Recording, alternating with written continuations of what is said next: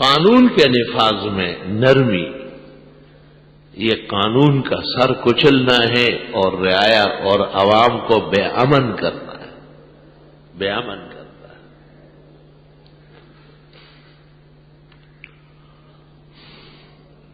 حضرت عمر رضی اللہ تعالیٰ عنہ کے متعلق بخاری میں موجود ہے، حدود میں، کتاب الاحکام میں، کہ ان کا ایک بیٹا عبید اللہ، جن کو ابو شحمہ بھی کہتے ہیں، وہ کہیں مصر گیا ہوا تھا اور مصر پر اسلامی جھنڈا لہرایا جا رہا تھا۔ وہاں انہوں نے کوئی شوقیہ جوس پی لیا، وہ کسی نے زیادتی کی اور وہ جوس صحیح نہیں تھا، حقیقت میں وہ شراب تھا، ان کو نشہ چڑھ گیا اور ان کے رفقا نے شہادت دی، اور اس مشروب کی تفتیش کی گئی، وہ واقعی خمر نکلا۔ عمر بن العاص مصر کے گورنر تھے، انہوں نے قاضی کو کہا کہ سزا دے دو لیکن دربار کے اندر دے دو، امیر المومنین کا بیٹا ہے اور رسوائی ہو جائے گی۔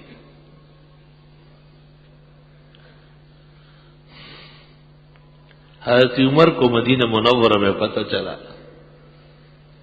عمر بن العاص کو خط لکھا کہ آپ نے امیر المومنین کا تو لحاظ کیا مگر حدود اللہ کا لحاظ نہیں کیا۔ آپ مخلوق سے تو ڈرتے ہیں لیکن معلوم ہوتا ہے کہ خالق کا خوف کم ہے۔ ایک قانون دو طرح کیسے نافذ ہوگا کہ عمر کا بیٹا کوئی غلط کام کرے تو اس کو سزا دربار کے اندر دیں گے، اور یہی جرم کوئی اور کر لے تو آپ بھرے میدان میں دیں گے، کیونکہ شریعت کا حکم ہے وَلْيَشْهَدْ عَذَابَهُمَا طَائِفَةٌ، سزا کے وقت لوگوں کا ہونا ضروری۔ اور عمر بن العاص کو کہا کہ میں آپ کو مصر کے لوگوں پر مزید مسلط نہیں دیکھنا چاہتا۔ جو قانون کے نفاذ میں افراد کا لحاظ کرتا ہے وہ کبھی بھی شریعت کا غمخوار نہیں ہو سکتا۔ عمر بن العاص شہزادے کو لے کر کے مدینہ منورہ پہنچے، حضرت عمر نے صحابہ سے مشاورت کی، اس مشاورت میں علی موجود ہے، تاریخ بیکندی میں ہے۔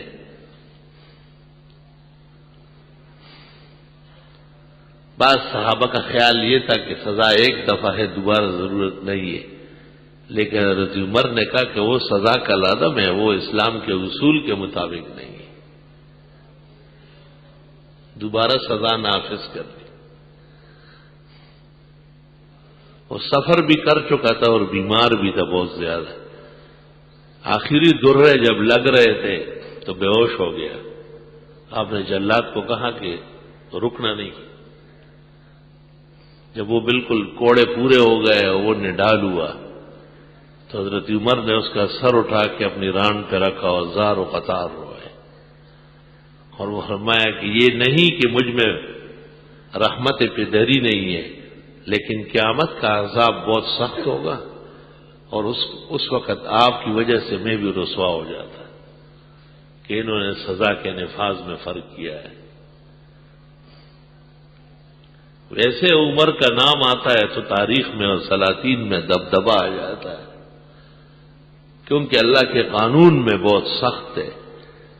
پیغمبر نے باقاعدہ اعلاناً کہا ہے اشدہم فی امر اللہ عمر، اللہ تعالیٰ کے دین کے نفاذ میں بہت مضبوط مسلمان ہے عمر رضی اللہ تعالیٰ عنہ۔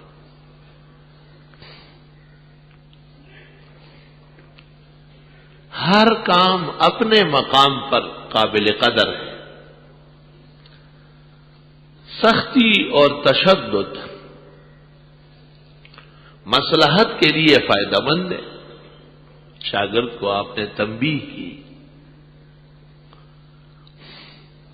بیٹے کو آپ نے ڈانٹا، کبھی اہل خانہ کے ساتھ بھی سخت کلامی ہوئی. یہ ایک اصلاحی روگ ہے، یہ دائمی خصلت نہیں ہے. دوسرے وقت میں پھر جوابی نرمی ضروری ہے.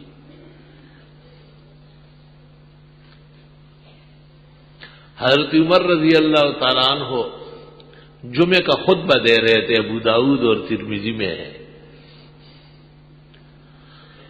تو کچھ لوگ ایسے ہوتے ہیں جو بہت ہی زیادہ قریب ہوتے ہیں، دل و جان سے وہ محبوب ہوتے ہیں، اور وہ قرابت حقیقت میں دین کی وجہ سے ہوتی ہے. تو دین میں آدمی پہلی صفوں میں اچھے لگتے ہیں.